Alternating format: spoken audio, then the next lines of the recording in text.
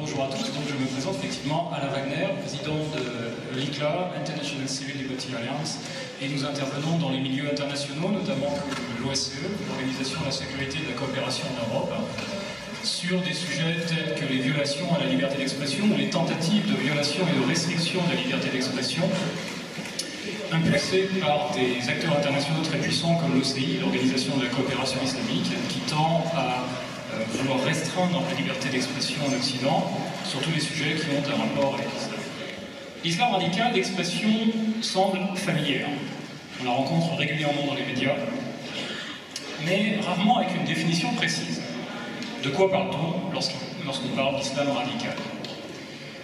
Dans la société actuelle, dès que le mot islam est prononcé, des lumières rouges s'allument, le taux d'adrénaline monte et les mains s'approchent des boutons rouges d'alarme. Attention. La raison évidente qui nous rassemble ici pour ce colloque, c'est que la montée en puissance dans notre pays, mais pas seulement dans notre pays, de ce qu'on appelle l'islam radical, donc d'un islam qui est fidèle à ses racines, fidèle à l'intégralité de sa doctrine, une telle montée en puissance inquiète. Le sujet est considéré comme politiquement sensible par la totalité des médias et de ceux qui et de la classe politique. Du coup, une grande majorité de ceux qui évoquent le sujet de l'islam s'en tiennent à des déclarations convenues, dont rien ne dépasse des bornes de ce qu'il est communément appelé le politiquement correct. Alors, avertissement, ceux qui me connaissent savent ce que je pense du politiquement correct. C'est l'imposition d'un point de vue déclaré correct au détriment de la réalité. Le politiquement correct, c'est non seulement une insulte à l'intelligence, mais en plus une atteinte au pilier central de la démocratie, qui est la liberté d'expression. Donc, dans mon intervention, n'attendez aucun politiquement correct. Si c'était le cas, vous avez encore le temps de sortir de la salle en courant, parce qu'il n'y en aura pas. Alors, islam radical. Commençons par les choses qui ne fâchent pas trop. Radical, c'est assez facile à définir. Le dictionnaire nous dit, du latin médiéval radicalis, radix, racine, qui appartient à la nature profonde, à l'essence d'un être ou d'une chose, et qui présente un caractère absolu, total ou définitif. Islam, maintenant. L'islam, c'est un peu plus complexe, mais au fond, seules trois choses sont importantes à considérer si on veut discuter utilement de l'impact de l'islam sur nos sociétés. Première chose, c'est la partie doctrinale de l'islam. Son contenu, ses prescriptions, ses règles normatives. Deuxième chose, ce sont les actes des individus et des organisations et des États qui se considèrent comme membres de la communauté musulmane. Et enfin, c'est la relation entre les deux autres, le degré d'influence que peut avoir la doctrine musulmane sur les actes de ceux qui y sont exposés ou s'en réclament. Et c'est à ce moment-là qu'intervient le concept de radicalité. Pour entrer vraiment dans le vif du sujet, je veux dire franchement, en France, et comme de beaucoup d'autres endroits sur la planète, islam radical est une expression à connotation extrêmement négative. On lui associe la violence, les activités terroristes, le djihad, la haine des juifs, le ravalement des femmes et des homosexuels ainsi que des non-musulmans à un statut inférieur, le rejet de la démocratie, des droits de l'homme, de la liberté religieuse, le rejet général de tout ce qui ne correspond pas aux règles de la charia et la volonté d'imposer ces dernières en remplacement des lois et coutumes locales. Dans l'usage courant, y compris dans les médias, l'islam radical n'est pas loin d'être devenu le synonyme d'islam extrémiste. Seul le sang versé sépare encore les deux termes, et encore peut-être pas pour très longtemps. Islam radical évoque immanquablement une attitude de ségrégation comportementale, de ségrégation d'attitude, et en tout cas, toujours une potentialité de violence. Alors, comment peut-on définir exactement ce dont nous allons tous parler cet après-midi? La définition du mot radical nous indique que l'islam radical est celui qui se réfère de manière absolue à l'essence, aux racines mêmes de l'islam, c'est-à-dire ses fondements, son prophète, sa doctrine, ses règles, sa loi, la charia. Un islam radical, c'est un islam fidèle à l'islam, non teinté par un autre système de pensée et de référence, tel que le nôtre, par exemple. Bref, c'est un islam qu'on pourrait qualifier de 100% islam. De ce constat, il découle une conséquence logique absolument inévitable. Il est impossible de séparer l'islam radical de l'islam tout court. Il est impossible de séparer les deux, puisque l'islam radical tire toute sa substance de la doctrine islamique. Les deux ne peuvent pas être considérés comme des objets entièrement distincts et séparés. C'est absolument impossible. Il est impossible de parler de l'un sans parler de l'autre. Les deux sont liés. La problématique de l'islam radical n'est pas que le fait d'être radical transforme la nature de l'islam et sa pratique en quelque chose d'autre, de dévoyé, voire de dangereux pour nos sociétés, mais plutôt que le fait d'une pratique radicale, donc plus fidèle à la doctrine islamique, nous révèle les aspects problématiques de la doctrine islamique elle-même. Donc pour dire ça d'une manière peut-être un tout petit peu plus compréhensible, parce que la phrase est compliquée, avoir un islam radical ne le change pas, puisque c'est un retour à la racine, à l'essence même de l'islam. Simplement, un islam radical révèle ce qu'il y a à la racine de l'islam, à la racine de la doctrine islamique. Et donc ces aspects désagréables n'apparaissent pas dans le cadre d'une pratique superficielle, d'une mise en application incomplète de la doctrine. Pratique incomplète d'une doctrine problématique, c'est ce que beaucoup confondent, par ignorance, avec la pratique complète d'une doctrine modérée. Dans les médias et le discours politique imbibé de politiquement correct, alors politiquement correct qui sent très très fort le pétrole et les pétrodollars, dans certains cas, et dans d'autres cas qui sent très fort la sueur âcre de la peur, eh bien on cherche à dissimuler ce fait, à préserver la doctrine islamique, à préserver l'islam tout court en fait, de tout éventuel examen ou critique, en créant une opposition factice, servant de diversion et permettant d'éviter d'aller au fond du problème. Quelle est cette opposition factice? C'est l'opposition entre un islam radical, régulièrement qualifié de inquiétant mais extrêmement minoritaire, avec un islam modéré, autrement appelé l'islam de France, qui serait censé être un islam normal et largement majoritaire dans notre pays. Or, cette opposition islam radical contre islam modéré est une double escroquerie intellectuelle, et elle n'a pas lieu d'être.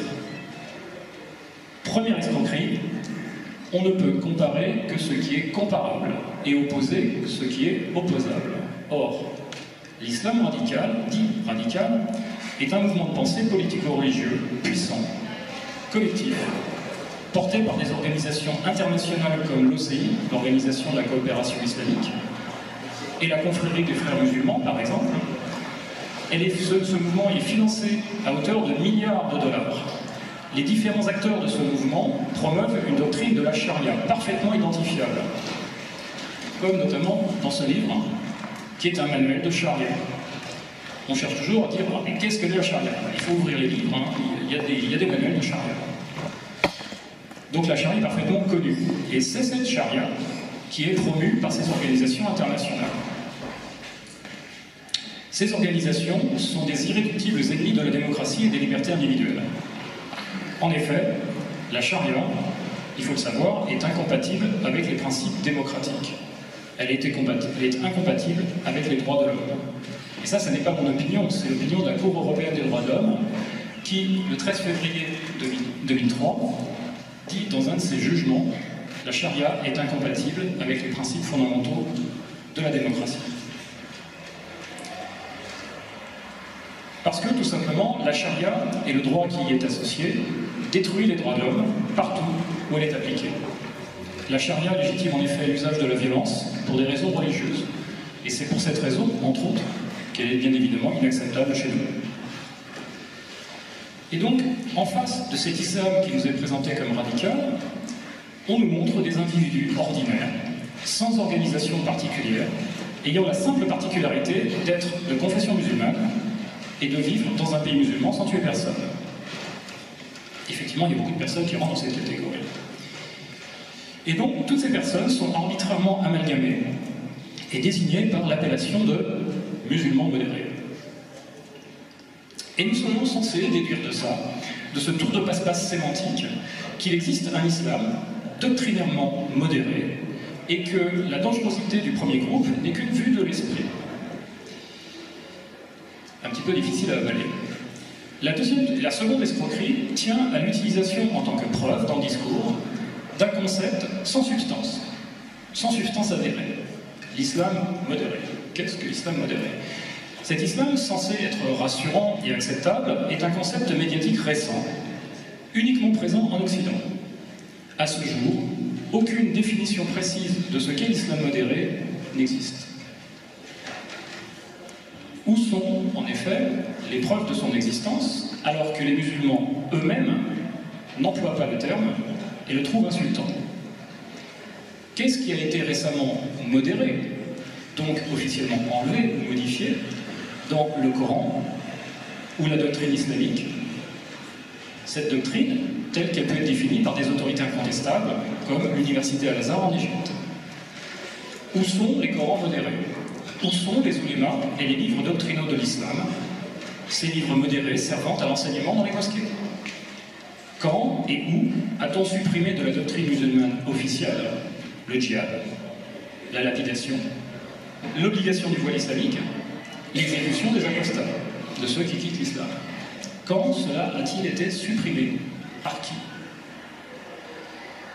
Or, si finalement l'islam modéré ne se révèle être qu'une appellation creuse et sans substance, la dichotomie entre islam radical et islam modéré tombe, elle disparaît. Que reste-t-il? Eh bien, il reste quelque chose. Il reste une ligne de fracture. Une ligne de fracture parfaitement visible quand on ouvre les yeux et qu'on décide de regarder la réalité en face. Cette ligne de fracture, eh bien, c'est la ligne de fracture qui existe entre les individus et les organisations qui font la promotion de la charia et toutes les autres. La ligne rouge de la radicalité, dont on va parler cet après-midi, cette ligne rouge de la radicalité, c'est la charia. Soit vous êtes pour la charia, et donc vous êtes un radical, et vous êtes un islamiste. C'est la même chose. Alors vous n'êtes pas forcément violent dans ce cas. Il ne faut pas confondre avec un islam violent. Vous pouvez être un radical et un promoteur de la charia sans tuer personne. Mais dans ce cas, même si vous n'êtes pas violent, vous êtes un ennemi de la démocratie et des droits de l'homme. De manière constante, vous tentez d'introduire un à un les éléments de la charia là où vous vivez. Dans un premier temps dans votre famille, puis localement, autour de vous, et puis finalement à l'échelle du pays. La culture du pays dans lequel vous vivez ne vous inspire pas beaucoup de choses positives, voire vous dégoûte carrément, et vous aspirez à l'instauration d'un ordre social basé sur les règles de la charia. Si ce n'est pas le cas, si vous n'êtes pas pour la charia, eh bien dans ces cas-là, vous avez la capacité pleine et entière de vous insérer harmonieusement au sein d'une société qui respecte les libertés d'autrui, les droits d'autrui. Vous n'êtes ni un danger pour la démocratie, ni pour les femmes, ni pour vos voisins. Je le répète, la ligne rouge est là, et pas ailleurs. C'est la charia, la ligne rouge. Quelles questions faut-il alors se poser sur l'apparition progressive de règles de la charia dans l'espace social, politique et culturel de notre société? Quelles questions faut-il se poser sur les acteurs de cette apparition, sur leurs liens avec des intérêts étrangers et sur leurs motivations? Quelles questions faut-il se poser sur la légitimité et la souhaitabilité des activités promotrices de la charia dans notre société? Quelles questions faut-il se poser sur le devoir de protection de nos pays? Ce devoir de protection que nous avons à l'endroit de nos citoyens, et particulièrement de nos citoyennes musulmanes, face aux tentatives de contrôle sociétal effectuées par les promoteurs de charia de tous ordres. Et enfin, quelles questions faut-il se poser sur l'utilisation et le dévoiement des règles de notre démocratie et des droits qu'elle donne par les ennemis de la démocratie? N'y a-t-il pas là des failles béantes à combler, des leçons à tirer ici et maintenant, de l'agonie de la laïcité turque, mais aussi des entreprises de subversion réussies des frères musulmans dans toute l'Afrique du Nord?